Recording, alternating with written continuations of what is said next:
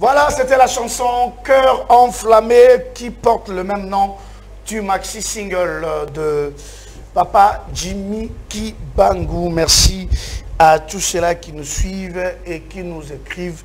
Zamba Monabino, Apambolabino, dans Beauté, voilà, point de presse, Nepsa Kibino Lelo, n'a même eu plus d'éléments pour Nabino, N'ingé tout ça, la émission Oyo, Bouton musical tout à l'heure, tout le point de presse.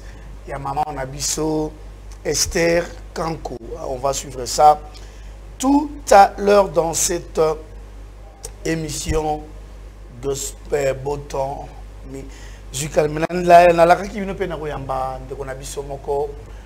Gaël Kalumbo, on a besoin depuis Kala. Tamboli moi trop, toujours battu finalement sur Azarawapi. Tantôt à Zana AirTag, bon, c'est de baquer mina AirTag. Et puis à un moment, qui na CNTV. Et puis après, il y a commis mon ministère. Et puis après, bon, pour ceux qui ont comment ça allait une déco, tout ça, on a mon salam moko. Tout le baki, pourquoi pas, pour y embailler. Parce que ça allait une déco, pas contribuer mingi pour l'évolution de l'artiste et musicien chrétien. Parce que Ali Moussala Naye, à Salara, Diopikala, Gaël Boni. Oui, ça va, espérant. Dans ces pays, sous ma casse, na boni sous ma caméra, parce que moi, Kala, et dans une songolo, le souci on les canaux émission nayo. Félicitations, parce que dans dit que au commis marié, nouveau marié, on a kalaté, bon, on a peu kalaté. On peut marié depuis le mois d'octobre. Le mois d'octobre.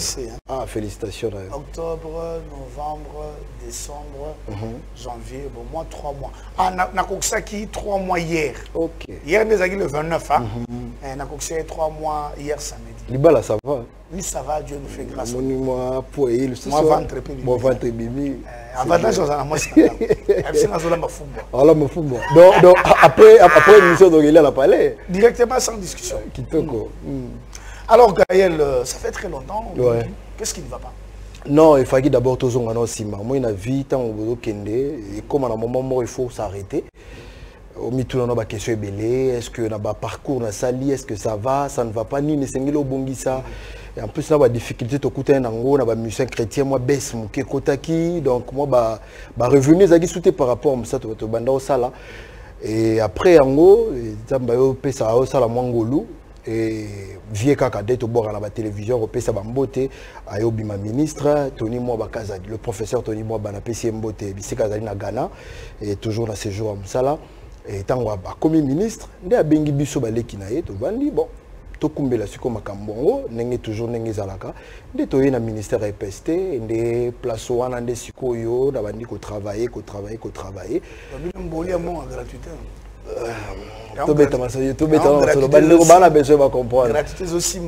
Gratuité c'est simbi papa yo linge simbandeni olinge simbandeni et c'est simbi gratuité c'est simbi déjà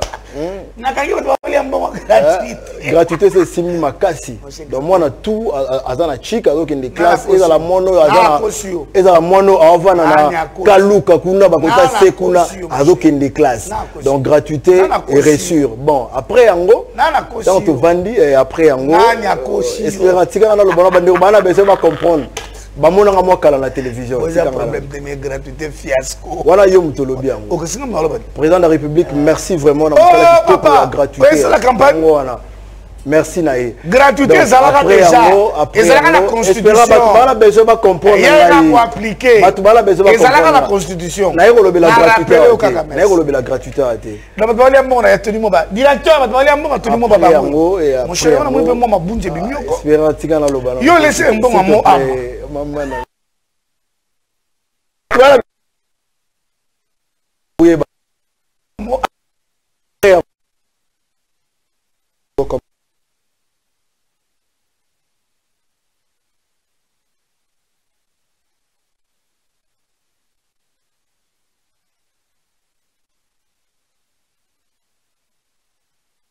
on a Pamela Kalimasi na pesi pembote et na to sala ki mo réunion tant to yokani na bon sikoyo to zongela siko télévision le quoi mo ba possibilité zala quitter à moi ko produire et à moi boyer maintenant siko munzamba pesi mo ngolu moi mbongo et après c'est la mo espérant Tu vas besoin de comprendre. C'est un problème de mon frère. Alors, tu l'auras appris. Après, on décide qu'on a qui n'a pas espérant. Les colanga, les passe à l'anga, moi tous les temps, tous les jours, malgré moi, Kala. Bon, boxe à pour moi, moi, la régulier, Moussala. Comment on belé mon boxe à la boxe au Moussala. Ah, ça l'anga, là, tu tiens. Ouais, terrible. Moussala. Donc après, dès que Zongeli, on a dit bon, émission les bossons dans la télévision, donc. Il faut n'aller pas espérant parce que population va te belé balandaraye et bah comprendre le retour dans la télévision peu absence dans pourquoi et ça là il m'a belé et en voilà tozongi. Voilà, merci hein. Il s'appelle Gaël Kalombo, c'est mon frère comme il a dit, on est jumeaux hein. On s'appelle toujours jumeaux, c'est comme ça. Comme je l'ai dit, c'est aussi parmi les grands chroniqueurs de la musique chrétienne congolaise. Il a accompagné pas mal de missions chrétiennes. Mais Gaël, avant d'en nos points de presse, il y a maman Esther.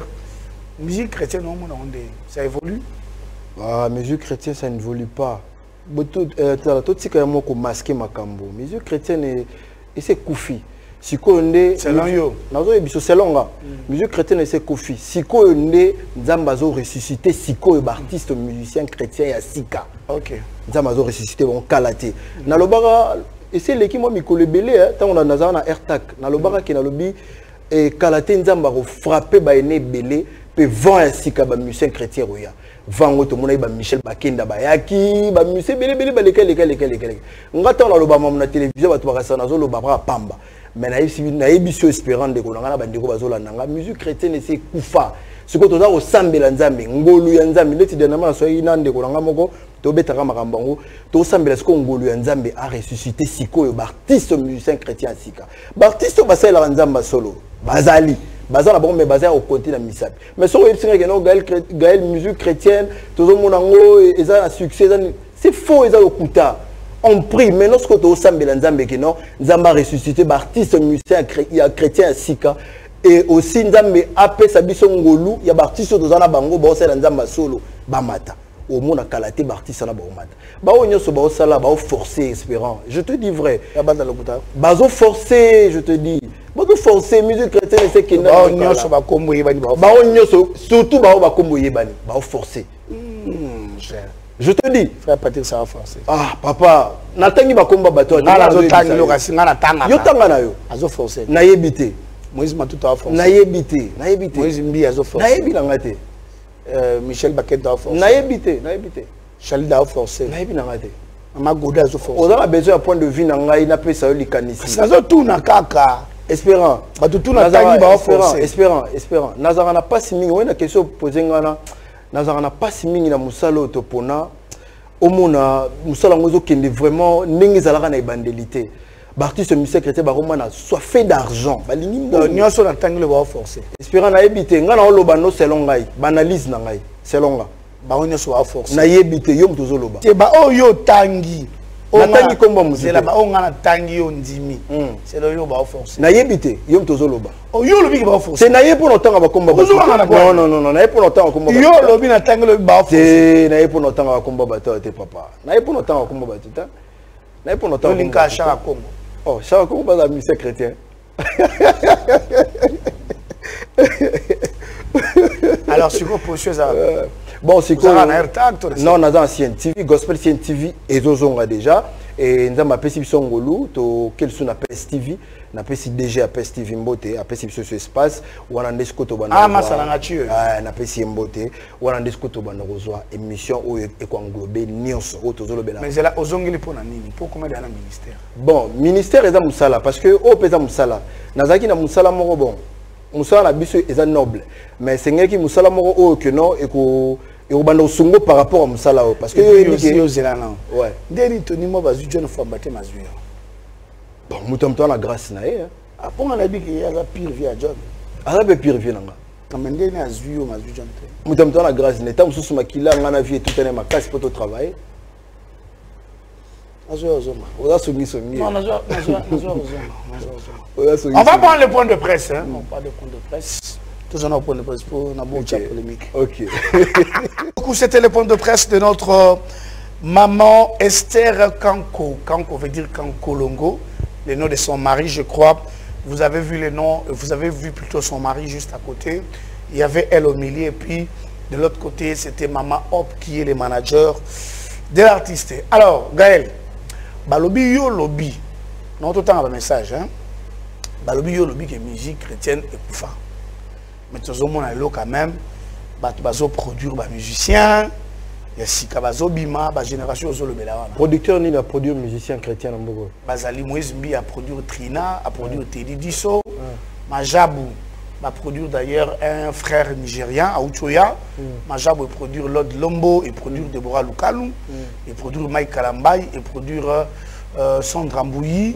Il y a qui encore il y a, je vois une structure Rhodes. Et où tu peux produire la sœur divine Yorga. Il y a quand même les structures qui ont produit. Ils ont mon pépé, papa. Ils ont mon pépé. Ils ont mon pépé. Bibomba est produit. Ekoleka. Bibomba est produit. Trina. Na Teddy, ils ont mon pépé. Papa, depuis ma produit Trina, si l'élo. Il y a Trina concerne sa bêta déjà. Trina 2 albums. Au moment où je te dis, elle a un contrat au Cameroun. On a Kin. Combien de production? On a qui n'a là bas concert mais la bête qui n'a show ma concert est belé ni tangi la mission je peux te citer vas-y OK Abeti na showbuzz Abeti notre concert na UPC peut-être il nous a mal informé bon wana to côté la Teddy Disso à Outi Brazzaville il y a une grande production à Brazzaville na compte Bibomba et puis à Sokin de France Totika moi Mama Godé Bondembe Totika hypocrisie wana na télévision pour que moto non nazo tangelo ba production papa autant ngwa autant mais belete parce que non tangelo te na tangelo moi le production mon pépé mon frère Exaucé Moussonda azali na une grande production na Fikine bazali ba wasa so espérant au pesanga raison na lobaka na répéter ko loba na lobaka ba jeune talent ba koya ba okunda ba ene o ba osala musala bosembo te to moni ba Michel Bakina ene ni ba kundi papa na oloba nga tala espérant nga tango nzamba olobelanga alobelanga pamba te gel nzamba lobelanga pe je te dis espérant na obukana je te dis nga tango nzamba lobelanga pamba te na loba ke ba jeune talent ba koya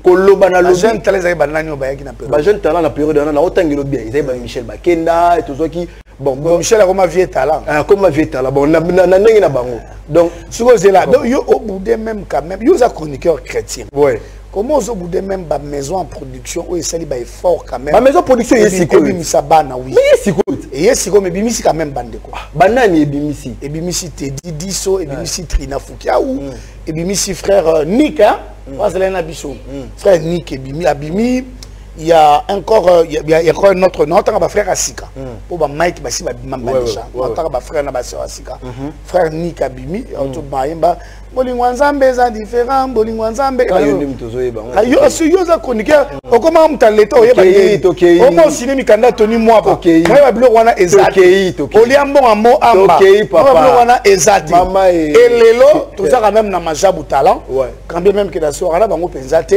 pour ngala to coopérer penzate mais je suis en train de louer les efforts quand même ya majabu quand même ba sa animation na bango za mabe mais je loue quand même ça là et ça quand même bien parce que ils ont permettre biso de découvrir même d'autres talents vous allez cacher yo yebaka Jonathan Yafulelo abimi bakatanga bakamo molimo to yebaka été abimi quand même avec nzela Michel Bakenda et puis le lolombon a juillet bazo PCP moi formé abima parce que yo ndimaka ba no soutenir aussi le problème ya musique chrétien c'est là problème musique chrétienne des années au moins il comprendre.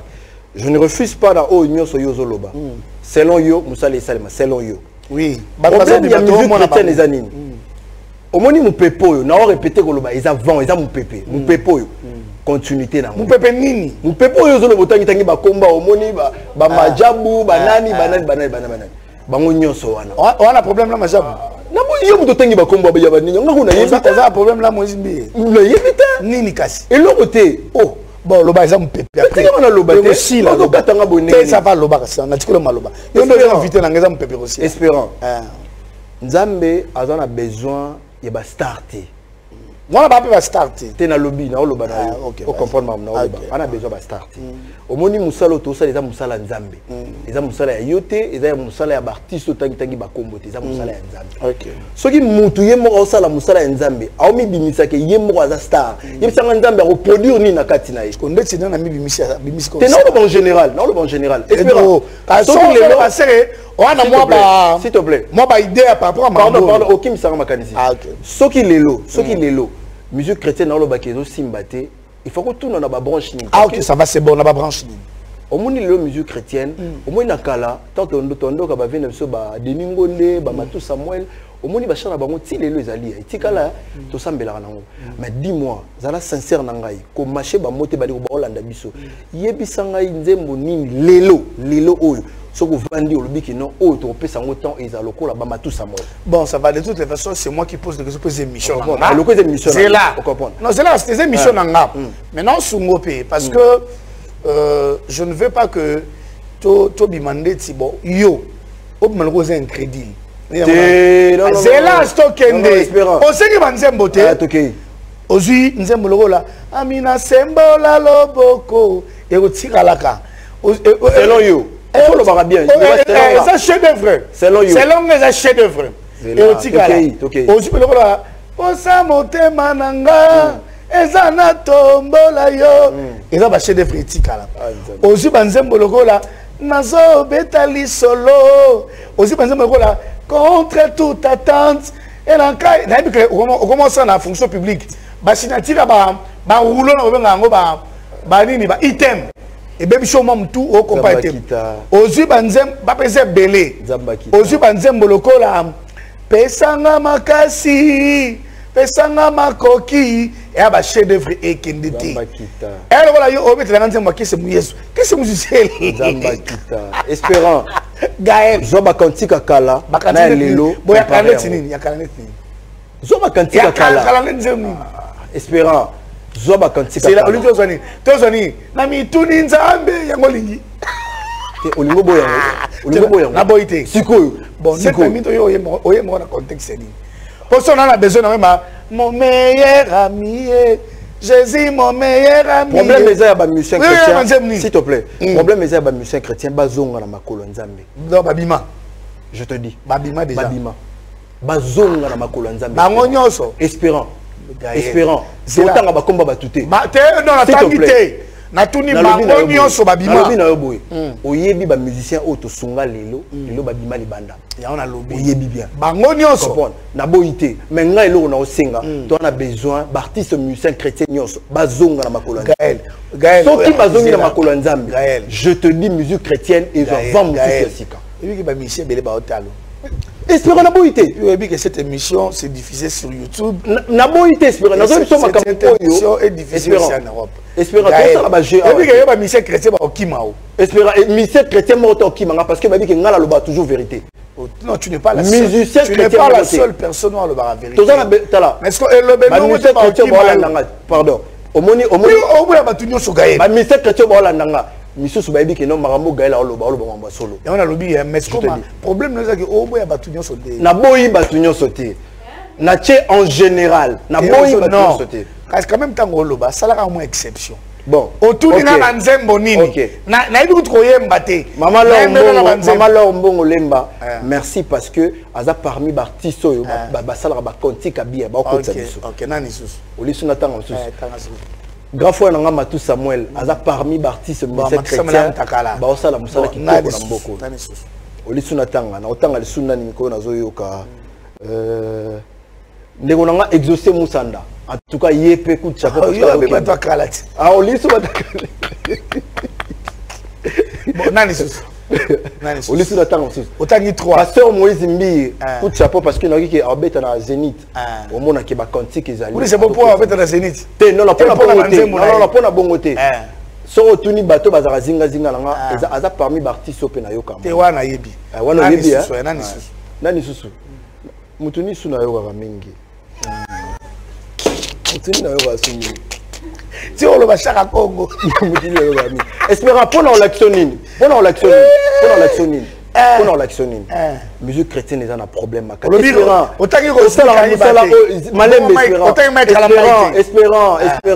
Au salaire musala oyo. Ce qui tozaka mambo sentiment. Qui te dit que non? S'il te plaît. Moi je te pose des questions. Et là on n'y a pas l'action que non. Musicien boy a beti ndembo et simbi batu balingi et koti batu na mitema. Et là on est dans l'action. Sentiment parce que s'il te plaît. Autre bétali solo ya motema. Qui te dit que non? Batu belé na mitema et kota bango. 3 millions de vues. Papa, 3 millions de vues et l'ingolo belé au thème. Est-ce que et pas Mboli va bien aimer? Est-ce que Biki Siba? Il y a des gens qui témoignent sur des chansons. Non, non, espérant tout ce sentiment, c'est là, Gaël. Donc yo nzembo wana ya tedi pona yo espérant fiasco mutu na mutu azala ndenge na selon ba selon chronique musicale on na yebi selon écoute on na yebi fiasco espérant pona nga na fiasco pona ngai tika na lobate pona nga dona mo nyango kantika ngo eza vraiment bien te pour moi ah wana yo pona nga ah bon chance eza on comprend toi on a besoin non on a eu chance eza yo toi on a besoin ya ressusciter artiste musicien chrétien ainsi qu'il y a vent ainsi parce que on a basé il y a ma cantique non non non non non espérant on a besoin s'il te plaît il faut que comme un système on appelle si Mama Godembote alors bah toujours ainsi dit l'Éternel il faut nous orienter espérant bah jeune au non bah orienter s'il te plaît bah jeune au bima ah bah orienter ah musala parce que na monima ikalamba ya bima s'il te plaît s'il te plaît na monima ikalamba ya bima asala kombo na moni Moïse Mbi ngape na koma musicien chrétien na sala baza orienté espérant nyoso to mona awa eloko nyoso ezongela ngela ngela c'est la même bateau bataille est-ce que de toi-même tu penses par exemple mutu lokola Mike Kalambai OK mutu lokola Godé Bondem mutu lokola Moïse Mbi tu penses que ba grand wana polo boyo karabango tu penses que ba koki ko encadrer batu on a bango moko d'abord selon Nzambe et na professionnalisme na bango ils peuvent encadrer les gens au bamoni que lobby ba foudre rien tu penses arosane asali que parce que ça les kalina sungaye mais les qui est moko est-ce que te les qui vena avant d'ici arranger banzembo na ye abimisi mbongo na ye akoti ba retraite a prier na ye abimisi mbongo et là on est l'action qui soit côté ba retraite tant bimande makambo eza bien on va côté retraite pour ani pour ça ni pour que ça mbela et là on est en l'action qui si retraite le Seigneur dit OK vas-y le Seigneur dit ayebi soko ki habitant à côté retraite nzamba lobeli yo ba mama godo tant ba kota ba soko ki nzamba tabina ba espérant ba matu samuel ozotanga espérant so ba koti ba beso nzamba espérant na pesika mikolo mike nani na makambo nzamba osana musique na nani omona ndeta musicien nini omona o peseli mikolo muke nzamba azobimisa musicien chrétien moko oyo e olekela batu na mboko kanga makambo na loba na émission na yo musicien chrétien moko azobimaka la te awa ako frapper makasi omona nani te nota kombo na été mais ngala yebiso déjà na lobaka pona ba Michel Bakenda lelo suna lobby na télévision na plata espérant nzamba zo ressusciter musicien chrétien moko oyo a opesa leçon na artiste nyoso ya mboko apesa leçon na musala nzambe te on prend après ça leçon non leçon na retirer en haut mais a relaxer ba mamba yo gero zo luka alors bon c'est la oui le frère Patrice le frère Patrice si comprends ni yo na ba nyoso ta frère Patrice autant comme le point parce que c'est lui qui est le président de tout le musicien chrétien congolais le frère Patrice ta émission c'est comme chaque dimanche depuis to bande émission na lobby ya mabeni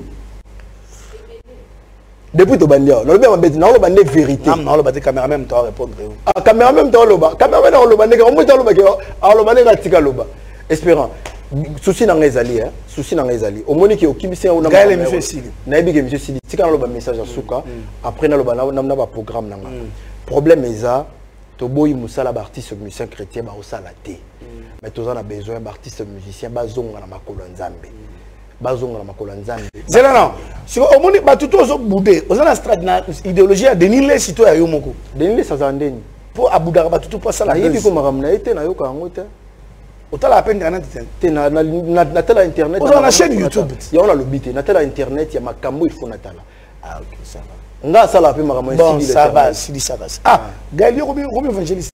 T'es dans évangéliste, c'était mais la salle ainsi dit l'Éternel. Pour une émission, on a eu 5 autorisations dans Zambie. Oh, je te dis. Dans nom d'autorisé? Oui, Singa vas-y. Je te dis. Bon, ça va, ça message. Puis un message aussi. Donc, message n'a pas ça. La ligne artiste musicien chrétien Ming. Mais souci n'a biso ezali. Et sengeli to zonga na lo sambo ya solo. To tika ko masquer makambo. To zonga na lo sambo. To remona que musique chrétienne et ko kende bien. Et vous allez vraiment bien unité bon moko et la artiste musicien chrétien. Parce que bon moko ça va moi le bapon na majabu. Bon, Majabu, c'est bien dans la télévision, c'est bien, mais souci dans les alaki et c'est un bazo ba coach ya solo. Ba coach ba yebi. Oh, on a ba coach le kuta. Oh là là, au côté sous polémique. Au côté sous polémique. Il y a faire ba coach ya solo. Na lobby. Zela, zala ba coach Majabu. Ouais, Michael Ambaye. Zela na sélection yo. Pasteur Zela. Pasteur Michael Ambaye. Zela na tangelo ba. Na sélection na silisi. Ozo ba coach. Zela obi o salinga bien mo le na na silisi. Na tangelo ba coach Majabu. Yo le bifo ba coach solo. Mais ça entend le coach Majabu. Bon Mike Kalamba ils en est parrain dans le. Sandra Mbouy. Deborah Lukalu. Yannick Ntumba. Ce que point ni bazu bon ba coach. Pour basani. O Zelate. Vas-y. Yo zo boudé Yannick Ntumba. Kende. Yannick Ntumba. Ouais. Rosny Kaiba. Rosny a autobi makalate bazu ka coach ka pona tika bazo. Sand bon au ko boudé tram sur Rosny. Sandra Mbouy. Yannick Tumba, c'est la meilleure voix masculine de la RDC. Ce qui n'a rose na bateau tangi na rose Sandra Mbouy na Yannick Tumba parce que na assista Yannick Tumba. Bongo Deborah Lukan. Ah papa tout tika ba jia papa mwana ba coach. Tika na papa mwana. Au bout de Deborah. Ah papa Gaël. Au tika mon papa papa. Gaël. Parce que mutabimika lobby a sali succès malama. Oh Deborah Bimi lobby. Papa tout tika. Deborah Bimi lobby. So yo lobby Deborah Bimi lobby Bosco leur mbongo bi oloba mama. Mais Deborah Michel et l'hôtel. Mais siko na ibi gada Michel et l'hôtel mais siko pardon, et monsieur Sili. Donc on a fait le programme. Hello. S'il te plaît, s'il te plaît. On se bouge de bras Lucas. Tu as la besoin de bimisa ba coach ou ba osunga ba artiste. Bon, c'est la pona, il faut pas que ça coach na majab. Pona nga ba roba ki sa mama lo mbongo. Pona nga ba roba ki sa bazwa coach pona ba code vocal. Mama lo mbongo ako coacher na ba code vocal. Kana ebité, ndo lo ba na tuna ozebisa. Ko ba ki sa lo na susu. Papa Christian, ada parmi arranger à nini nani susu boya yo poke na ndaka alors bon mingi c'est na ken oh mais l'homme nani susu bon c'est bon le banani susu c'est barozo otangira couple lemba c'est bon nani susu c'est barozo amaxana barozo pe barozo sunen barozo pasteur Mike Kalamba et pasteur Moïse Mbi barozo il est déjà okété nani na place na bon na place na ye barozo sunen barozo HP père ako coaché barozo donc ba obazana popono obazana balongola nani na obazana balongola nani na obazana baza Deborah Sandra Rosny Yannick omoni nga créer polémique non balongola nani na tout na yo mtoloba papa batuda ba poussani balongola asino ba te ba kolongola bana ba prime comme na prime misatu ba signer ba nini na ba eza problème te non bon ça va ba longola ba mais c'est ce que ça qui Gaël na minute ba ko longola nani po zo boudé ba coach mususu na tangele 4 coach ba ko longola nani Yannick Tumba Sandra Mbouy Rosny Kaiba Deborah Lukan ba pona nga ba ko longola nani pona ngai ndé bazana ba retira 2 personnes batika nani Sandra Mbouy na Yannick Tumba donc ba longola Deborah na Rosny nyonso na bazana nyonso wana ba longoli ba na Mike ba longola te frère Mike Kalamba ya za bon ya za parent bon ça va c'est la ba longola Deborah na Rosny pona nini na yebite yo mto tanga ba komolo nga na yebi bango nga na tanga na kombo mais siko nga na yebi bango te na mona ka bango ka na télévision oyebi de bon qualité papa na mona ba na télévision tika polémique bolingi musala mala musala émission est programme nos abonnés programme la rezali calamité na PES TV donc surprise kalaté na sûr que semaine déjà ba sport est aussi là et banoleka Gospel CN TV comme d'habitude chaque samedi à 22h programme ezongi normal chaque samedi à 22h boyebi comment rendre kato solo là parce que ngana espéra tozara le roi mo nini moko donc kalaté donc boza Gospel CN TV musala ezo continuer nango bien nzamba zo koba na robate la biso na lingi bino pe mingi parce que na zungolo yo le kana émission espéra malgré créer mo ba polémique mais ezaki ba vérité o sengela to ba ndeko ba monique na blessé bango na lobi makambo c'est pelsi bango te bolimbisa ngai bala sima na kosala effort ya kobongisa pour que makambo ezala vraiment bien Merci, n'a pas de émission. C'est là, nous. La paix, c'est une beauté. Tu es ma banque, ah, ma banque est à la tête. Ah, ma banque est à la tête. La paix, c'est moi, c'est la beauté. Tu es ma banque à la tête, madame Nayo. Oui. Ma paix, c'est une beauté, madame Nayo. La paix, c'est Ruth Ibino Tima. Motema Gaël Kalombo, la paix, c'est une beauté. Merci, madame Ruth. On t'aime beaucoup. Voilà. Alors, naïbi que ma museum sous ma mission à Gaël T. Naïba sous Boyate. Mon cher Lobin, on a ils aiment mission en Nabi Boya. Ils aiment mission en non, c'est ça. C'est mission en merci à Gaël. Eh, namoni on a sagini ya papa Jimmy. Coup de chapeau na namoni azoko bana osam. Té mon cher Tika Rongo be vite. Tika Rongo be vite. Mais Jimmy Jimmy aza voisin na ngai. Émission Sili. Mais aza voisin na ngai té. Na pesi voisin na wapi? Wapi? Rotu na su wapi? Wapi voisin na? Tunaye. Oyo pesa adresse le kuta Tika. Tika. Émission Sili. Les émissions musique, émission tourna nango simple. C'est qu'on a pas compliqué. To yambi ozo kwa mbri. National on a pas compliqué. Yo olobi ba longola Deborah Lukabe à côté de ba longola Rosny Kaimba. Et puis au boy que frère Patrice président AMC. Eh non. Président Patrice émission Sili. Patrice sera ngai. Émission Sili bon mité micro na ye. L'émission est finie. Vous allez suivre cette émission en rediffusion. C'est même dimanche à minuit 30. Moi vous allez me retrouver le dimanche prochain avec d'autres invités. Merci à Gaël Kalombo de passer nous voir. Merci à la grande équipe technique pour que cette émission puisse passer dans de bonnes et meilleures conditions. Je vous love, il y a grave, vous le savez. Très bien, allez, moi et Gaël, nous vous disons bye bye.